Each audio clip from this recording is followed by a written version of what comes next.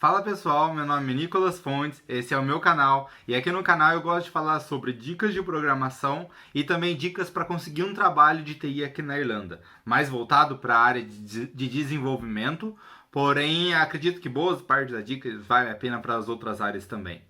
E no vídeo de hoje eu queria fazer só explicar uma situação que aconteceu. Nos outros vídeos passados eu criei uma template com .NET Core, mostrando um projeto com Angular comunicando com o .NET Core, porém já integrado, que é uma coisa que o Visual Studio já faz pra gente.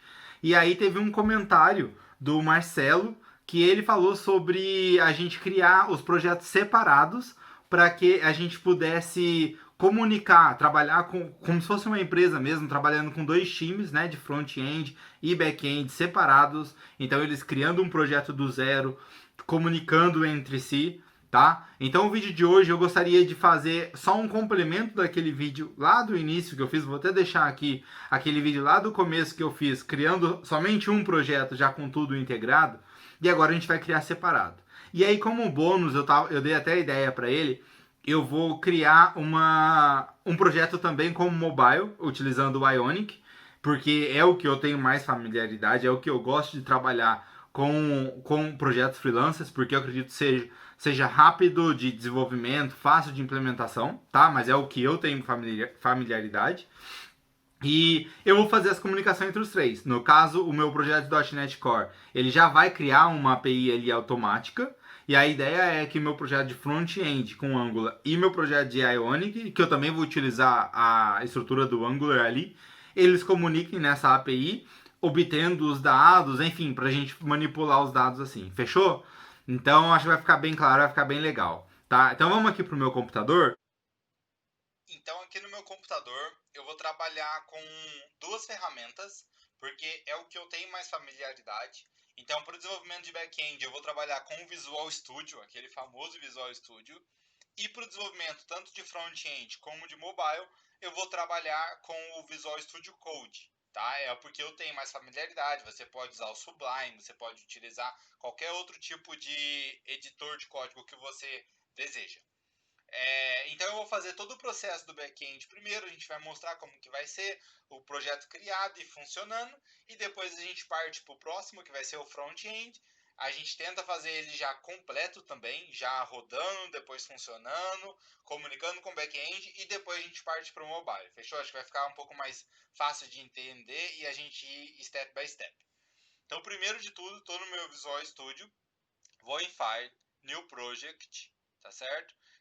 Criar aqui um projeto Web Application, né, normal, de aplicação web. Vou selecionar aqui uma pasta no meu computador. Vou criar aqui dentro de D projetos. Vou chamar ele aqui dentro e vou chamar o meu projeto back-end de back-end. Bem criativo mesmo, né? Então, criar meu projeto back-end aqui. Vou selecionar qual que é a template. Então, naquele outro vídeo que a gente fez sobre uma template Angular. Temos uma template MVC, que também já tem as minhas views com o Razor e tudo mais, mas não vou utilizar ela no momento. Eu quero utilizar uma API. É um projeto somente back-end no momento. Vou mandar criar aqui. E depois de criado, eu já tenho aqui o meu projeto, que eu posso vir aqui. Tenho simplesmente uma controller, bem simples, que ela retorna uma lista de weather forecast, né, de climas aqui que eles têm aqui, né, dos climas da região. Então vamos ver como que isso funciona. Se a gente rodar a aplicação, simplesmente rodá-la, ela vai carregar e vai aparecer aqui um JSON. Perceba que a API, nossa, Weather Forecast, ela retorna um JSON para a gente. Então, a gente teoricamente já temos isso mais tranquilo. Nosso back-end já funciona, ele já tem. A única coisa que nós precisamos fazer agora é modificar o modo de envio, que no momento ele está entregando, vamos analisar aqui, ele está apenas entregando uma lista e a gente não setou que ele tem que entregar realmente um objeto de ação de uma API em si, certo? Então a única mudança que eu vou fazer no momento aqui eu vou trocar a minha API para retornar um eActionResult, em vez de retornar isso aqui. E eu vou colocar aqui na frente um OK, que ele vai me fazer um retorno 200 para mim, com os valores que eu quero. Então, se a gente rodar novamente esse código, perceba que vai funcionar normalmente. Para modo visual não mudou nada, mas agora sim temos um retorno em JSON que ele vai poder gerenciar os dados corretamente lá no front e no mobile. É só isso, no momento, tá? Então temos nossa API funcionando. Agora vamos para o nosso front-end. Vou acessar aqui a pasta via CMD mesmo, não tem problema. Perceba que eu já tenho aqui meu projeto back-end. Agora eu vou criar o front-end pelo Angular. Como eu recomendo, você já tem instalado tudo que eu deixei aqui na descrição, né, os pré-requisitos do vídeo. Então aqui no meu CMD mesmo eu vou dar um ng new frontend, que é o nome do meu projeto front-end, vamos dizer assim. Então, apertei Enter, ele vai falar se eu prefiro adicionar, fazer com que o Angular gerencie as rotas dos meus temas. Eu vou setar como sim, porque eu sou acostumado a trabalhar assim. Vou setar como CSS mesmo, porque pra gente não vai mudar nada no momento. E agora ele vai ficar carregando todo o projeto, criando todos os componentes. E assim que estiver pronto, a gente vai analisar como que ele funciona. Agora que o projeto terminou de carregar, instalou todos os módulos, eu já abri aqui no Visual Studio. Então você pode ver aqui que eu já tenho meu projeto criado, eu tenho meu source, que eu tenho aqui o meu componente padrão, né, que o Angular cria. Vamos simplesmente rodar. Eu vou dar um ng serve-open, só para a gente ver como que é a estrutura inicial que o Angular retorna. E aí a gente vai começar a trabalhar em cima, tá certo?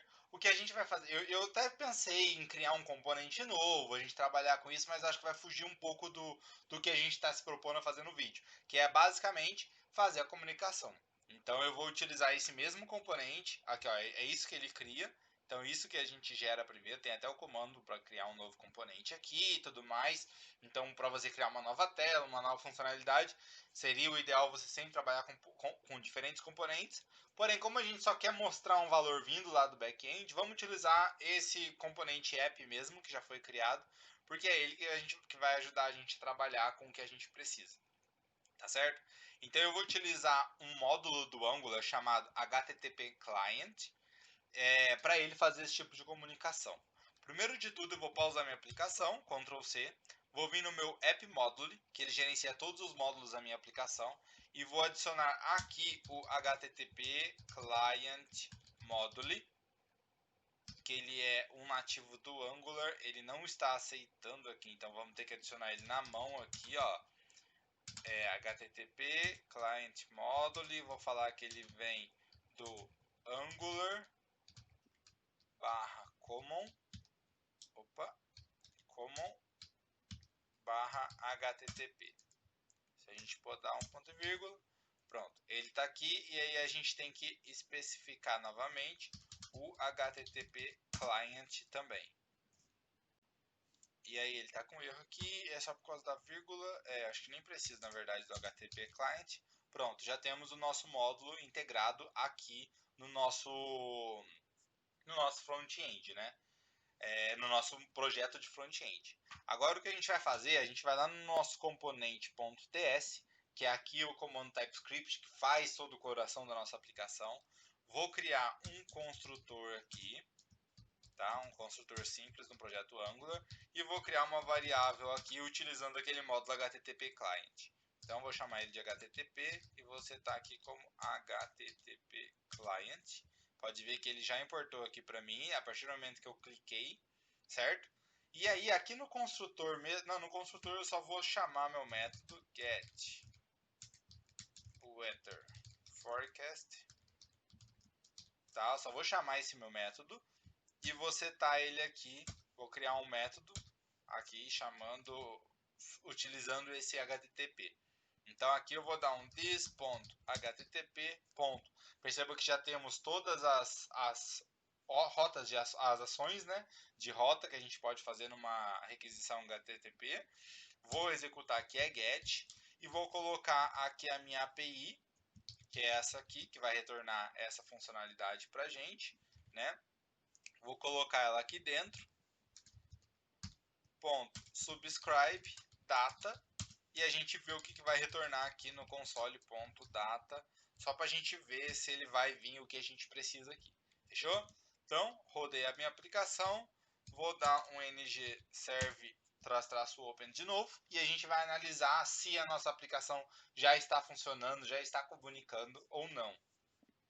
Depois de rodar a aplicação, eu vou dar um inspect aqui, ó, botão direito, inspect, vou deixar ele abrir do lado, só para a gente poder ter acesso às duas coisas. Vou dar um atualizar na página, e aí aqui em Network a gente pode ver que ele tentou acessar a nossa requisição, porém deu algum tipo de erro. Se a gente vem aqui em console, perceba que foi o CORS.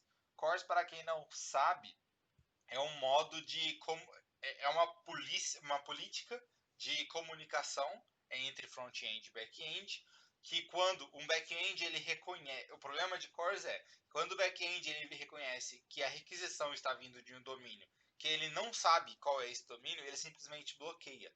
É mais um modo de segurança que as APIs têm hoje em dia para bloquear esse tipo de requisição, seja lá um cliente que não tenha permissão para obter esse dado, ele esteja tentando, então a API não deixa. O que a gente tem que fazer agora é ir na nossa API e fazer a liberação do CORS lá para qualquer tipo de domínio. Isso aqui não vai ter nenhuma coisa de segurança, alguma coisa que a gente deve filtrar quais são os clients das nossas requisições. Então a gente vai liberar ele para todo mundo. E aí, para isso, vamos lá no nosso projeto do back-end, né? Vou pausar minha aplicação aqui. Vou aqui no meu startup.cs, que é onde a gente vai fazer essa configuração. Aqui em Configure Services, eu vou adicionar um Add Course. Tá? Então, eu vou adicionar aqui um Add Course. Eu já fiz isso lá no nosso projeto que a gente criou a template e tudo mais. Vou fazer aqui novamente apenas só para a gente ter isso em mãos. Vou adicionar a policy aqui chamada course policy builder builder.allo n-origin allo n-method e vou dar um allo n-header. Tá, então eu não quero filtrar nada, simplesmente o que vir eu estou aceitando e está tudo certo. É basicamente isso que estamos falando para o nosso sistema. Isso a gente vai aplicar em Configure Services. E agora, aqui em Configure, a gente simplesmente só vai setar que a gente está utilizando essa política de segurança que a gente implementou. Então, a gente vai dar um Use Course. E a gente vai setar o nome que a gente aplicou aqui em cima. A gente seta ele aqui. E agora tende a funcionar. Vamos testar? Vou rodar meu back-end novamente, né? Porque eu pausei. E também vamos precisar rodar o nosso front-end. Deixa eu arrastar para cá. Nosso front-end está em 4200, que ele está aqui. Se a gente olhar lá o botão F12, perceba que não tem nada aqui no log mais. Então vou dar um F5. Perceba que também não tem nada no log, a não ser um 5. Então quer dizer que ele já está retornando. Ó. Temos já todos os dados. Então isso significa que o nosso front-end está comunicando com o back-end. Se a gente olhar aqui no network, perceba que aqui ó, no Ether Forecast já está retornando 200, a nossa requisição GET, e já está retornando os dados que a gente precisa. Então pronto, agora nós já temos a comunicação. Vamos só mostrar na tela para ficar legalzinho, né? Acho que seria legal a gente fazer esse tipo de funcionalidade. Vou aqui para o meu projeto front-end. Eu já tenho aqui, vou criar um objeto aqui para eu trabalhar com o TypeScript e o HTML. Vou chamar ele de Wetters. Vou falar que é uma lista de um objeto que eu não preciso setar ele aqui agora. E vou setar ele como vazio. E aí aqui eu vou setar ele recebendo todo esse valor que vem em data. No caso data eu preciso avisar que é um objeto qualquer, eu também não quero me importar muito com ele. Então agora a gente já tem essa variável chamada Wetters. E aqui no meu HTML, ó, é um HTML que eles criam com CSS junto e tudo mais. A gente não vai se importar com isso aqui agora. Vamos aqui, deixa eu analisar onde que a gente poderia adicionar isso. Vamos adicionar aqui acima de Resources, tá? Eu acho que seria um lugar que ficaria claro para a gente poder trabalhar com isso. Vamos achar aqui, ó, Resources. Então aqui eu vou criar uma table, simplesmente, com um tr. E aqui eu vou criar um ng for, você tá um item de weathers, ok? E aí aqui eu vou criar um td. Vamos analisar depois quais são os campos, tá? Então eu vou deixar um item ponto aqui, você tá uns 3 campos aqui só para a gente poder pegar aqui quais são os valores. Então vamos pegar aqui, ó, o summary. Então eu vou pegar aqui o summary. Vou pegar a temperatura em graus Celsius e a temperatura em graus Fahrenheit. Apenas isso no momento, tá? A data a gente não vai trabalhar com ela agora, enfim, tem um pipe para a gente poder fazer isso. Mas basicamente a gente só quer mostrar os valores para comprovar que que está funcionando, né? Então, feito isso, a minha aplicação já atualizou. Não está mostrando, ele está dando um erro aqui de bind no ng4.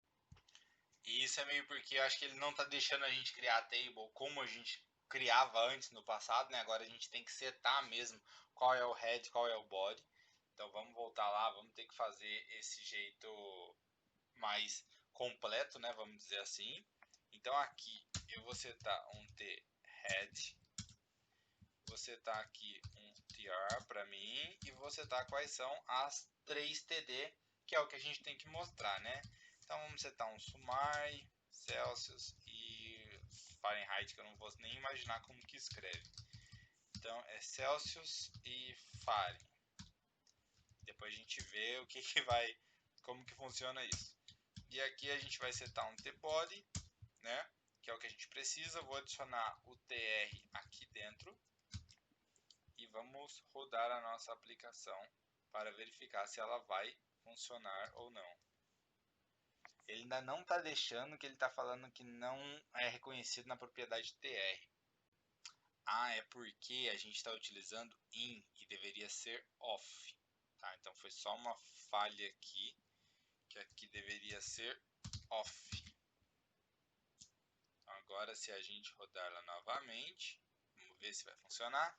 Aqui, ó, temos a nossa tabela criada, retornando os valores que a gente escreveu. Então, fechou, show de bola. Já temos isso funcionando como gostaríamos. Agora, vamos partir para a última parte, que é a parte do mobile. Esse vídeo já está ficando bem grande, então eu vou fazer ele aqui mais rapidamente, até porque a estrutura é a mesma. Eu vou criar o projeto e depois eu vou adicionar praticamente a mesma estrutura e mostro para vocês funcionando, tá certo? Então, vamos abrir novamente o CMD. Vou acessar a página que a gente está trabalhando com isso e eu vou dar um Ionic Start Mobile, vai chamar meu projeto Mobile. Aí aqui eu posso setar qual que vai ser o meu framework que vai trabalhar no meu projeto Mobile. Como eu tenho mais familiaridade com Angular, eu vou trabalhar com Angular, vou trabalhar com uma estrutura, pode ser uma estrutura blank, não tem problema, para ela não ter nada hoje em dia de dados ali, né? Seja menu lateral ou as tabs lá embaixo, não, vamos setar do zero. E aí agora eu vou fazer toda a preparação e aí eu volto já com o vídeo já pronto, rodando, e aí a gente pode mostrar o resultado final e eu mostro o que eu fiz para que isso funcionasse, tá certo? Então agora, depois que já criou tudo isso, né, a gente pode analisar aqui o que eu já fiz para a gente concluir. Então, primeiro de tudo, eu adicionei o HTTP Client Module do mesmo jeito lá no App Module, não mudou nada. Ele já criou um componente chamado Home para mim. Então, eu não precisei criar. Na verdade, ele criou um módulo, né, dentro do projeto do Ionic. Então, eu não precisei criar nada e eu resolvi utilizá-lo em vez de utilizar o app, porque aí já é um componente específico, né? E aí, aqui dentro do TS, do TypeScript File, a gente faz a mesma funcionalidade, eu até criei com os mesmos nomes e tudo mais, justamente para ficar fácil de entendimento, então é o mesmo modo de implementação, tá? E aí aqui no HTML, a única mudança que eu fiz foi, eu comentei o que ele mostra somente uma mensagem com um botão para redirecionar para a página de componentes do Ionic, e eu criei uns cards aqui, para ele simplesmente mostrar os dados que a gente quer que retorne, tá? Como eu falei lá naquele projeto de front, é assim que trabalharia com a data, né? Utilizando uma pipe date para formatá-la.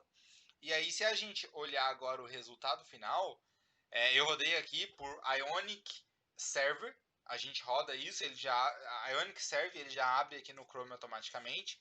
E o Chrome tem uma funcionalidade de você visualizar isso em mobile, em formato mobile. Basta você clicar nesse botãozinho aqui na janela de Inspect. Então você pode ver que já está retornando. Vou até dar um refresh na página. Olha lá, ó, pode ver que ele já traz para a gente os valores, né? Com a data e os valores em Celsius e em Fahrenheit. Estou atualizando, ele está até modificando. Então já está vindo do nosso back-end isso. Então já está funcionando. Podemos ver então que temos o projeto mobile funcionando aqui, já comunicando com o nosso back-end. Temos o nosso projeto front-end já comunicando com o nosso back-end aqui, retornando os mesmos 5 valores, né? No caso, como é randômico, pode ver que ele vai mudando aqui, né? A API está com a funcionalidade randômica lá. E temos o nosso back-end, que simplesmente é essa API que ele comunica, tá? Então, temos tudo isso. Você já pode fazer o download aqui no link do GitHub aqui na descrição. E assim espero que tenha ficado claro o jeito que a gente trabalhou com as informações, né? Viu que não é nenhum bicho de 7 cabeças fazer esse tipo de comunicação. E desse jeito assim fica mais fácil de termos times separados, que é o que normalmente acontece, né? Temos o time de front, temos o time de mobile, temos um time de back-end. E aí esses times conseguem fazer a comunicação entre si. Tá? Então eu acredito que esse projeto tenha deixado isso claro. Eu vou deixar os links aqui na descrição com relação ao projeto no GitHub. Você pode baixar, pode utilizar, pode criar os seus projetos a partir deles, né? Porque eles já estão criados, já estão comunicando. E qualquer tipo de dúvida, qualquer problema que você tenha, entre em contato comigo, vamos conversar, manda aqui no comentário o que você achou do vídeo, se gostou, se não, se você prefere trabalhar assim ou se prefere trabalhar como um full stack, né? Comunicando já front-end, back-end, se tiver que fazer mobile também. Me conta aí qual que é a sua área de atuação, o que você prefere fazer, tá certo? E nos vemos no próximo vídeo. Forte abraço!